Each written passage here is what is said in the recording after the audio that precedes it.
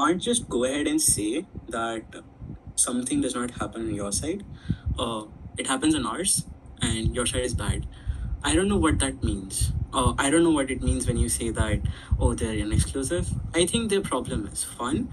They think they found a loophole, but they did not. Because they go ahead and say that, oh, toxic families exist. There are ways that you don't have to move out on, and there are ways that you don't have to, you can't necessarily speak up, etc., etc.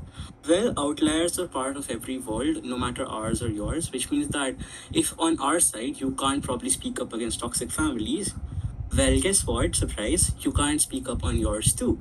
This debate happens on the most average of cases. But secondly, the important nuance to this is simple. The idea that you get in Joseph's speech is that this norm is self-correcting in nature, which means that when it develops from the beginning of time, there are often different social narratives around the way that this norm has to be acceptable within society and it is played within society, that it goes ahead and probably now develops, right? But I think then on their comparative, what they have to defend is quite simple, because they love pushing like unnecessary burdens, right? I will push a very important one. They have to defend first a world where the parents' decision and their consultation does not necessarily matter, because you are now this independent person who is easily influenced by more proximate incentives and people into their lives, which looks like peers, which looks like trial and error on your own. This also looks like often making intuitive and impulsive, often irreversible decisions like career paths, debts and like relationships, etc. Right? Often then on their comparative, even if you're maintaining close ties with your parents, it becomes extremely sporadic in nature. At least it is less trusted because you now have like a lesser distance with your parents, right? But I think then they go ahead and say that on our side we have to defend a world where you're literally living with your parents. I think the problem with this is quite simple. If a norm is developed from the beginning of society, I think the way close ties work is often then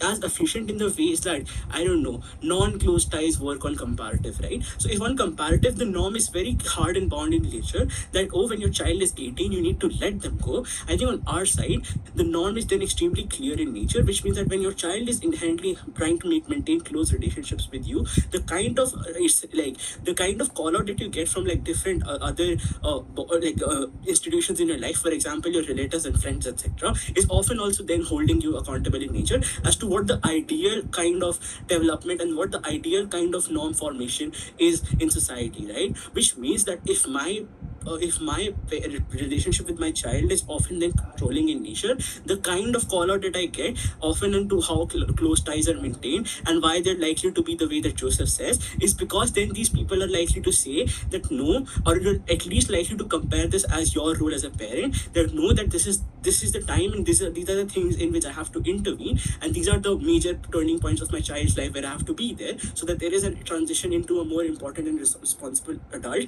as compared to giving them complete autonomy and asking them to figure it out on their own, right? But I think more importantly, this then means that when you have a lot of time and this social norm has developed over a lot of times, I think this nuance is extremely clear. But more importantly, when this develops through time, when people often get as children, when they become adults, they get more power, which is equalizing over time, which means that they also can become financially and social independent, etc. The pushback that happens over time often makes these parents then be more flexible in terms of how they maintain these ties. Just the added burden that now you have to maintain ties with your children makes sure that this happens in a more responsible manner, which is how it develops through time. So through other institutions, but also through the pushback that you're able to get from your children. I think then what this means is that even if you don't buy it at the most basic extent, the repeated interaction that you have means that they don't have any incentive to overreach and over control your life, which means that parents are only likely to over control if the child is resisting in nature or probably hides information, etc., right? Which means that if you're a nice parent, then you're likely to probably go ahead and do it, you're not likely to overreach into their lives, etc., the kind of control that they talk about. But enough about them, right? I think then the extensions are too simple. First, parents are more responsible actors on our side, but second, children make better decisions and are not as lonely. Why are parents more responsible actors on our side? Note that parenting mindset is not time-based, because parents know that their child remains in their life for decades as an adult, which means that bad parenting does not just affect a child, it affects the future relationship that they have with this autonomous adult who can also make his own choices. which means that they have to now be careful in the kind of trade-offs that they make in the upbringing of this child, trade-offs that they make in the terms of the way they react to this child, etc. Because the expectation to them is then that when they grow up and understand these things as a child, they don't want them to be spiteful towards their parents. But second note, that children can be really smart when they're adults too, right? Adult children can evaluate, confront, and withdraw emotionally, which means that when parents anticipate this, they have to behave more carefully early on. But I think lastly, there is non-reinforcement, which means the society expects continued closeness, right? When parents face social judgment for not being or maintaining close ties with their children, they're likely to then probably do it in a good manner because they don't want to face the related consequences of being a bad parent. In status quo, this parenting is often treated as a front-loaded thing, which means that once you're 18, go away. Second, children also leave because parents lose leverage and accountability, and the relationship that they have often becomes distant over time because of this growing up. Before I go any further, Ed, go ahead.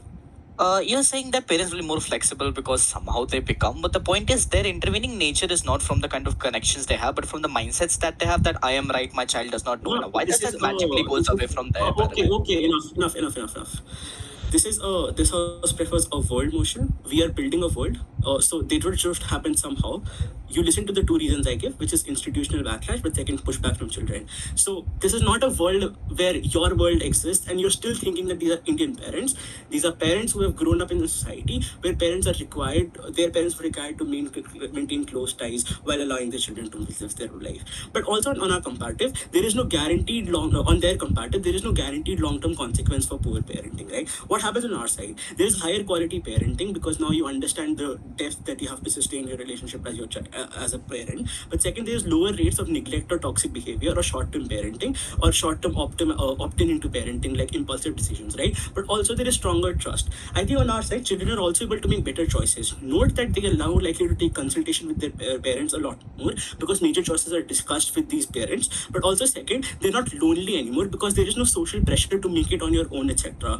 Because now you don't have to be probably called out for debating from your parents' bedroom, means that inherently now you can go ahead and not live into these social pressures of making yourself out on an adult, but rather utilizing the safety net or being able to live with your parents more. Because society is not adding pressures for you to grow up inherently, but also because you can now maintain relationship with your parents despite having a pushback, etc., or despite having a hesitancy to reach out on their comparative because now you have to make it out on your own. I think on our side you're less lonely, but also you can get better parents, which means you're not likely to make catastrophic mistakes. You have a more stable life trajectory, and you're also better financially and emotionally, but also socially. For all those reasons, vote for government.